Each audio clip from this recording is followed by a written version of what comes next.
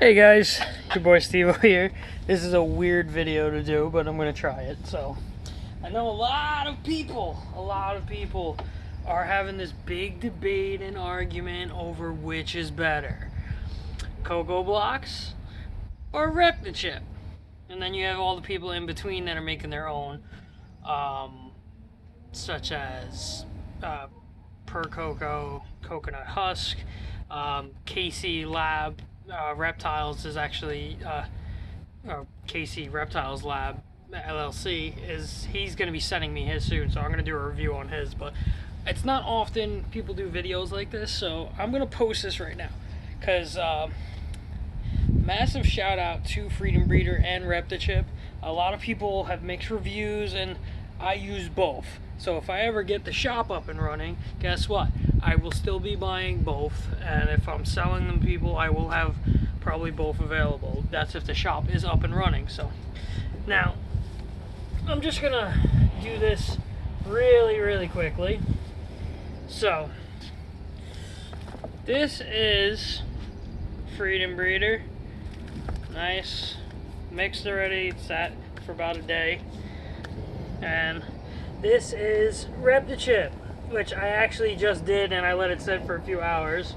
But as you guys can see, it's the same exact product for snakes. Now everyone's like, oh, what about the water, soaking it up in the water dishes and the coloration and all that? I have not had a problem with that. I mean, if it sits in the water, it is going to color the water, and you need to change the water regularly anyway. If it's sitting in there and it's been in there for a while and you see like red-brown water, that's on you. So check your water regularly. Check it. Hell, I'm in my room twice a day, sometimes once a night on the minimum, because I've learned previously, obviously over the last year, that hell, some snakes could just magically drop freaking eggs like Sahara did to me last year. I didn't know she was pregnant. Thought she just went off feed. I didn't breed her. The breeder before me did. So anything could happen. I have snakes that are temperamental. Like, some prefer this lovely ReptiChip.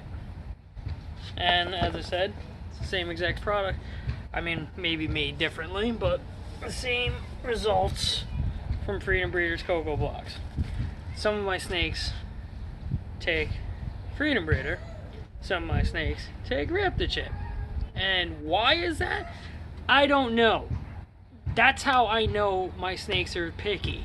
I've tried paper towels, which obviously most of them aren't that picky with paper towels.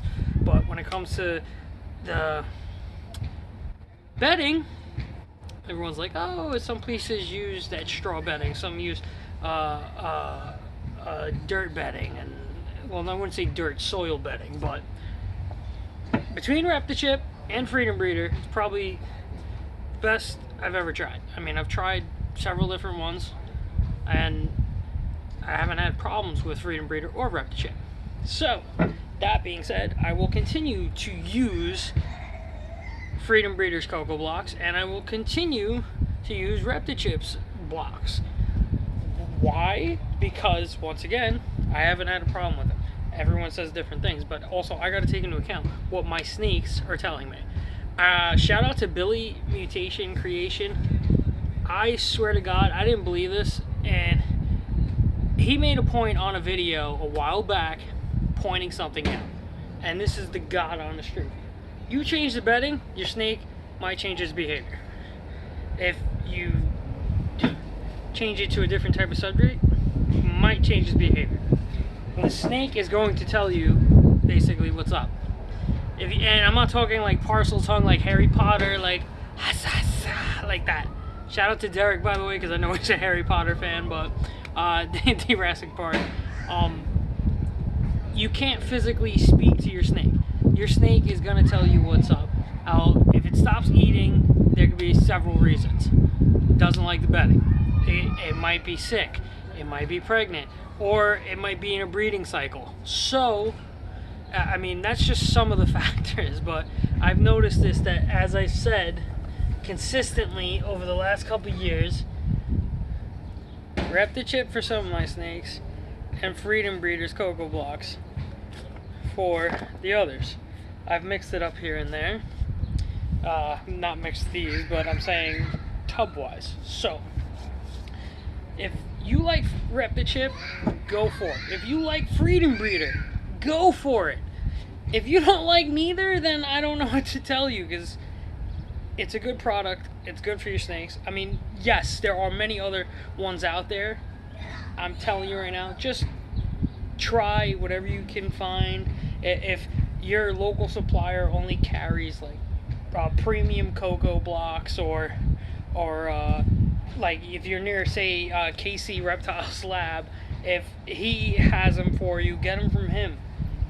Choice is preference, availability is only so much. So most people, obviously ReptiChip is all over the place now, Freedom Breeder is all over the place, then premium Coco and so on. Everyone uses their own thing. I prefer both of these. Do I dismiss other ones? No, I do not. I will stick with these ones because they... Oh god, I'm waiting for the phone to fall into the pool. That's not going to be good.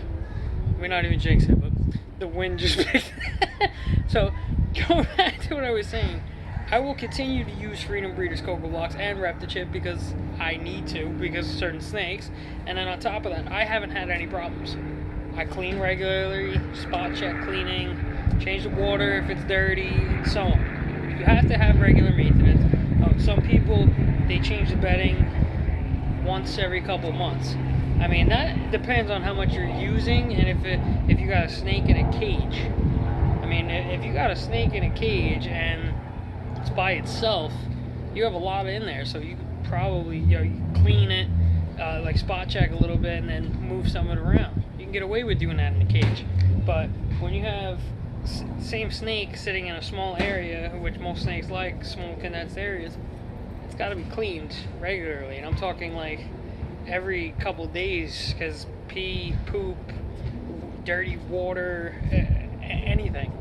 So no, I mean, like me, I check regularly, but when I do a full clean like I'm doing today, a full clean is basically everyone's getting clean. New water, new tubs, not new tubs technically, fresh clean tubs, ReptiChip Coco blocks from Freedom Breeder. I clean out everybody. Everyone gets fresh everything, because I want them to stay, and that's a monthly cycle. But, oh god, I'm waiting for the wind to do it. I'm gonna be so pissed. Yeah, I'm gonna wrap this up before the wind actually takes my phone into the pool that it's sitting on, and it's not like I chose to, but it was the only good spot for angle. But yeah, when you're doing cleaning, check regularly. Make sure that you're spot checking constantly, because you never know, you might see a poop on one side, but then you leave one that's sitting in the tub for a month, which is disgusting, and it could also cause health problems. You don't want to do that. But I mean, other than that, I have no complaints. It's simple, it's easy. You take care of your animals, they're gonna take care of you.